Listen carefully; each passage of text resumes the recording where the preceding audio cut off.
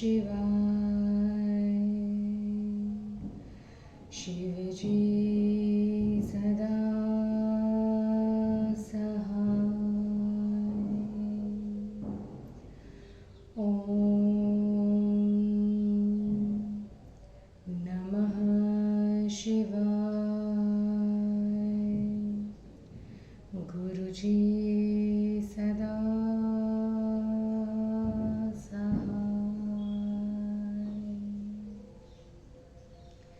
जय गुरुजी। अथ श्री वामन पुराणं सप्तस्त्रिंशोऽध्याय। लोमहर्षण उवाच। पवनस्य हृदे स्नात्वा द्रष्टादेवं महेश्वरं विमुक्तकलुषे सर्वे शैवं पदमवाप्नुयात्। पुत्रशोकेन पवनो यस्मिल्लीनो बभूवः। ततः स ब्रह्मकैर्देवे प्रसाद प्रकटीकृतः। अतो गच्छेत अमृतं स्थानं तच्छूलपाणिनः। यत्र देवे सगन्धर्वे हनुमान् प्रकटीकृतः। तत्र तीर्थे नरः स्नात्वा अमृतत्वं वाप्नुयात्। कुलोत्तारणमासाद तीर्थसेवी द्विजोत्तमः। कुलानि तारयेन् सर्वान् मातामह पितामहान्। शालिहोस्त्रस्य राजर्षेस्तीर्थत्रैलोक्यविश्रुतम्। तत्र स्नात्वा विमुक्तस्तु कलुषैर्देहसंभवः। श्रीकुञ्जं तु सरस्वत्यां तीर्थत्रैलोक्यविश्रुतम्। तत्र स्नात्वा नरो भक्त्या अग्निष्टोमफलं लभेत। ततो नैमिषकुञ्जं तु समासाद्य नरः शुचिः। नैमिषस्य च स्नानेन यत् पुण्यं तत् समाप्नुयात्। तत्र तीर्थमहाख्यातं वेदवत्या निषेवितम्। रावणेन गृहीताया केशेषु द्विजसत्तमः। तद्वधाय च सा प्राणान् मुमुचे शोककर्षिता। ततो जाता गृहे राज्ञो जनकस्य महात्मनः। सीता नामेति विख्याता रामपत्नी पतिव्रता। सा हता रावणेनेह विनाशायात्मनः स्वयं। रामेण रावणं हत्वा अभिषिच्य विभीषणम्। समानीता गृहं सीता कीर्तिरात्मवता यथा। तस्यास्तीर्थे नरः स्नात्वा कन्यायज्ञफलं लभेत। विमुक्तः कलुषे सर्वे प्राप्नोति परमं पदम्। ततो गच्छेत सम्मोहात् ब्रह्मणः स्थानमुत्तमम्। यत्र वर्णावरः स्नात्वा ब्राह्मण्यं लभते नरः। ब्राह्मणश्व विशुद्धात्मा परं पदमवाप्नुयात्।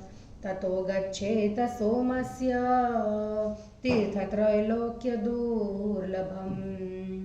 यत्र सोमस्तपस्त्वत्वा द्विजराज्यमवाप्नुयात्।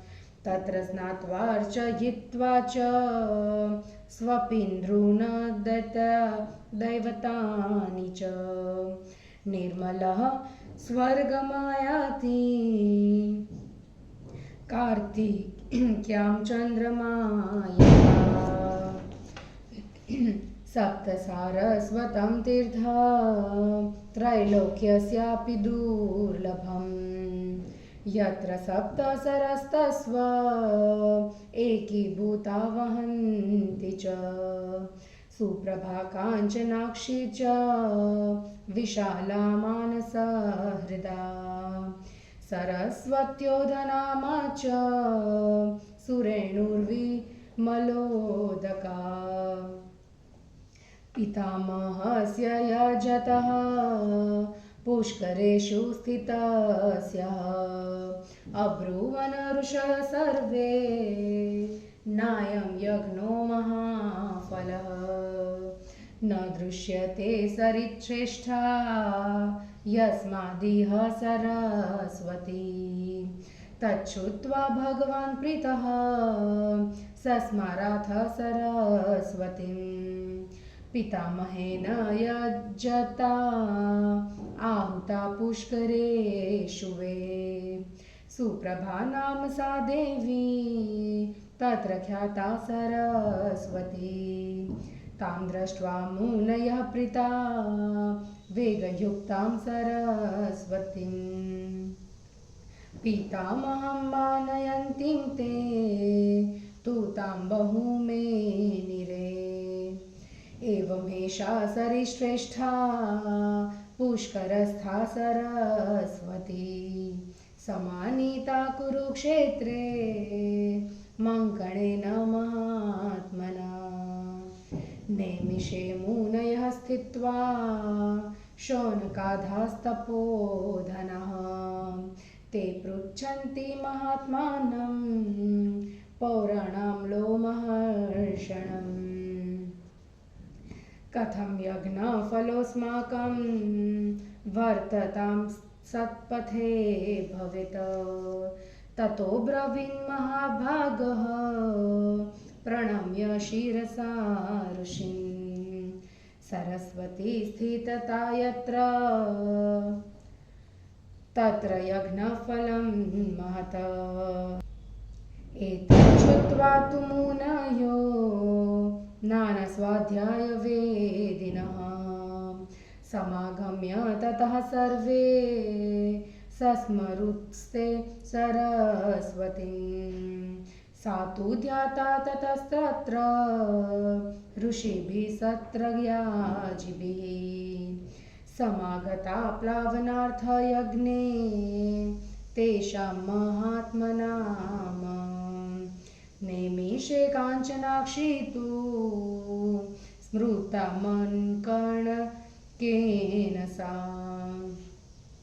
समागता कुरुक्षेत्रं पुण्ययोता सरस्वती गयस्य यजमानस्य गयेष्वेव महाक्रतुम् आहुता च सरिश्रेष्ठा गययज्ञे सरस्वती विशालां नाम तां प्राहुर्ऋषयः संशितव्रताः सरितसा हि समाहुता मङ्कणेन महात्मना कुरुक्षेत्रं समायाता प्रविष्टा च महानदी उत्तरे कोशलाभागे पुण्यदेवर्षि सेविते उद्दालकेन मुनिना तत्र ध्याता सरस्वती आजगाम सरिश्रेष्ठा तं देशं मुनिकारणं पूज्यमाना मुनिगणैर्वल्कलाजिनसंवृतः मनोहरेति विख्याता सर्वपापक्षया वहा आहुता सा कुरुक्षेत्रे मङ्केण महात्मना ऋषेः समाननार्थाय प्रविष्टा तीर्थमुत्तमम् सुवेणुरीति विख्याता केदारे या सरस्वती सर्व पाप क्षयाय ज्ञेया ऋषि सिद्ध निषेविता सापि तेनेह मुनिना आराध्य परमेश्वरम् ऋषीणामुपकारार्थ कुरुक्षेत्रं प्रवेशिता दक्षिण यजता सापि गंगाद्वारे सरस्वती विमलोदा भगवती दक्षिण प्रकटीकृता समाहुता ययो तत्र मङ्कणेन महात्मना कुरुक्षेत्रे तु कुरुणा यजिता च सरस्वती सरो मध्ये समानीता मार्कण्डेयेन धीमता अभीष्टूय महाभागं पुण्यतो यां सरस्वतीं यत्र मङ्कणकः सिद्धः सप्त सारस्वते स्थितः नृत्यमानश्वदेवेन शंकरेण निवारितः। हिंदी अनुवाद। कुरुक्षेत्र के तीर्थों के महात्म्य और क्रम का पूर्वानुक्रांत वर्णन। लोमहर्षण बोले, पवन के हृदय में पुत्र हनुमान जी के शोक के कारण जिस सरोवर में पवन लीन हो गए थे उसमें स्नान करके महेश्वर देव का दर्शन कर मनुष्य समस्त पापों से विमुक्त हो शिव पद को प्राप्त करता है। उसके बाद ब्रह्मा के साथ सभी देवों ने मिलकर उन्हें प्रसन्न एवं प्रत्यक्ष प्रकट किया। यहाँ से शूलपाणी के अमृत नामक स्थान में जाना चाहिए, जहाँ गंधर्वों के साथ देवताओं ने हनुमान जी को प्रकट किया था। उस तीर्थ में स्नान करके मनुष्य अमृत पद को पा लेता है। नियमानुसार तीर्थ का सेवन करने वाला श्रेष्ठ ब्राह्मण कुलोत्तारण तीर्थ में जाकर अपने मातामह और पितामह के समस्त वंशों का उद्धार कर देता है। तीनों लोकों में प्रसिद्ध राजर्षि शालिहोत्र के तीर्थ में स्नान कर मुक्त हो मनुष्य शारीरिक पापों से सर्वथा छूट जाता है। सरस्वती क्षेत्र में तीनों लोकों में प्रसिद्ध श्रीकृंच नामक तीर्थ है। उसमें भक्ति पूर्वक स्नान करने से मनुष्य अग्निष्ठोम यज्ञ का फल प्राप्त कर लेता है। मनुष्य वहां से नैमिषकुंज तीर्थ में जाकर पवित्र हो जाता है और नैमिषारण्य तीर्थ में स्नान करने से जो पुण्य होता है उसे प्राप्त कर लेता है। वहां पर वेदवती से निषेवित बहुत प्रसिद्ध तीर्थ है।